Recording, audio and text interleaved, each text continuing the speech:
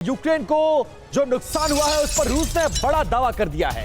एक दिन में 250 यूक्रेनी जवान मारे गए हैं, यह दावा किया गया है। दक्षिणी पोस्ट पर सबसे ज्यादा नुकसान हमने पहुंचाया है। तो दोनों तरफ से नुकसान के अलग अलग दावे पेश किए जा रहे हैं और उन दावों को पुख्ता करने के वीडियो प्रमाण भी पेश किए जा रहे हैं दोनों तरफ से।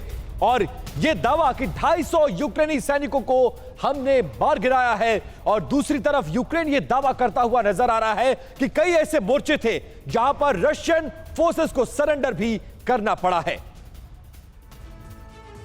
और खबर यह है कि यूक्रेन में बेहिसाब तबाही हुई है। वो तबाही क्या क्या है, कितना नुकसान हुआ है, बिग बॉल के जरिए आपको बताने की कोशिश करते हैं। एक दिन में 250 यूक्रेनी जवानों के मारे जाने का रशिया ने दावा कर दिया है।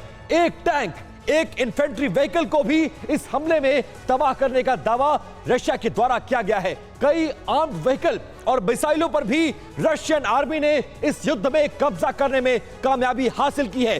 2 आर्टिलरी सिस्टम 2D-20 हॉवित्जर को भी बर्बाद करने का दावा किया जा रहा है। साथ साथ में 2 अमेरिकी हॉवित्जर पर भी रूसी फोर्सेस ने कब्जा कर लिया है इस युद्ध में, और इसे बड़ी कामयाबी के तौर पर रशियन आर्मी पेश करने की कोशिश कर रही है। ब्रिगेड सर, आपसे ही सवाल कि ये जो दावे किए जा रहे हैं, क्या ये दावे खोखले हैं या फिर रूस के दावे में आपको दम नजर आता है? और अगर ऐसा है तो इस युद्ध पर कितना प्रभाव पड़ेगा? फिलहाल आज की तारीख में 19 महीने बाद इस युद्ध में अब आप कैसे देखते हैं इसको? देखिए, जहां तक ऑपरेशनल और टैक्टिकल लेवल पे लड़ाई का प्रश्न है, वो तो हम कहेंगे एक सा स्टेलमेट सा चल रहा है।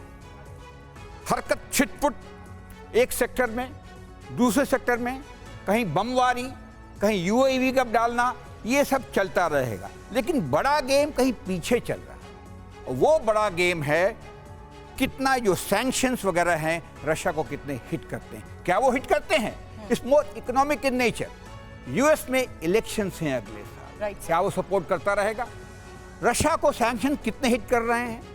उसके यहाँ पे रिजर्व बैंक का जो इक्विवेलेंट है 3.5% इंटरेस्ट रेट बढ़ाया है जी। उसके जो रिजर्व्स हैं, बेसिकली उसका जो ट्रेडिंग है वो पेट्रोलियम प्रोडक्ट्स का है, वो मिनरल्स का है, कमोडिटीज का है और वीट का है। उसके ऊपर रिस्ट्रिक्शंस हैं। तो वो क्या कर सकता है अपने लोगों को काबू में करने के लिए? और जो इलाका उसने कब्जा करके रखा है यूक्रेन का, उन लोगों को भी तो खुश करना है। वो डोनेस्क है या जो ईस्टर्न एरिया है, सर कब्जे के दावे तो किए जा रहे हैं लेकिन गवर्न करने के लिए अभी तक तैयार नहीं है। तो पैसे महत्वपूर्ण है। और लेकिन इस बीच खार्किव में यूक्रेन के ड्रोन अटैक को लेकर अगली बड़ी खबर है, क्योंकि रूसी सैनिकों को टारगेट कर जिस तरीके से हमला किया गया है, एक और तस्वीर जारी की गई है। और पांडे सर, इस साल में 190 से ज्यादा ड्रोन अटैक हो चुके हैं, यह दावा यूक्रेन की तरफ से किया जा रहा है। सवाल इस लिहाज से समझना भी जरूरी है, क्या यहां पर रशिया की सप्लाई लाइन को टारगेट करते हुए यूक्रेन इस हद तक काउंटर ऑफेंस में आगे बढ़ चुका है कि अब उसकी रिजर्व फोर्स भी उसके टारगेट पर आ चुकी है? और ये सवाल इसलिए भी क्योंकि ड्रोन का इस्तेमाल करते हुए वो कहीं ना कहीं रूसी जमीन का ही इस्तेमाल कर रहा है रूस पर अटैक के लिए। देखिए, ये बात सही है कि ड्रोन अटैक कुछ बड़े हैं। किट्सी जो कि पॉस्के एयरपोर्ट पर जो अटैक हुआ, इसमें उनके 2 IL-76 जो है डिस्ट्रॉय हो गए, 2 जो काफ़ी डैमेज हुए हैं। साथ में क्रीमिया ब्रिज के पास भी जो है उन्होंने नेवल बोट से जो है ड्रोन अटैक करने की कोशिश किया, जिस पर धराशायी किया गया। जो रूसी RUSI की रिपोर्ट, एयरपोर्ट बंद करने पड़े जी। RUSI की रिपोर्ट, किट्सी airport is again operation now. तो RUSI की जो रिपोर्ट है वो कहती है कि हर माह यूक्रेन को 10,000 ड्रोन का नुकसान हो रहा है।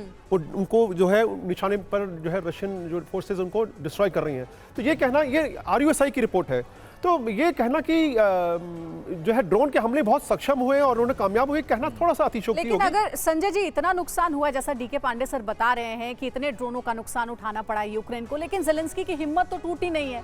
पश्चिमी देश मदद पहुंचा रहे हैं और वो अब तो इस कदर आगे बढ़ गए, उनका कॉन्फिडेंस ऐसा बढ़ गया है कि वो मॉस्को के अंदर घुस करके हमला कर रहे हैं, वहां ड्रोन भेज रहे हैं, वहां ड्रोन से अटैक किया जा रहा है। देखिए, निश्चित रूप से ये बात तो आप मान के चलिए कि जो सप्लाई लाइन क्रिएट की थी नाटो कंट्रीज ने, वो निश्चित रूप से यूक्रेन के पास पूरा सप्लाई हो रहा है, ताकि रशिया को उसके अपने क्षेत्र में डिटर किया जाए, पहला।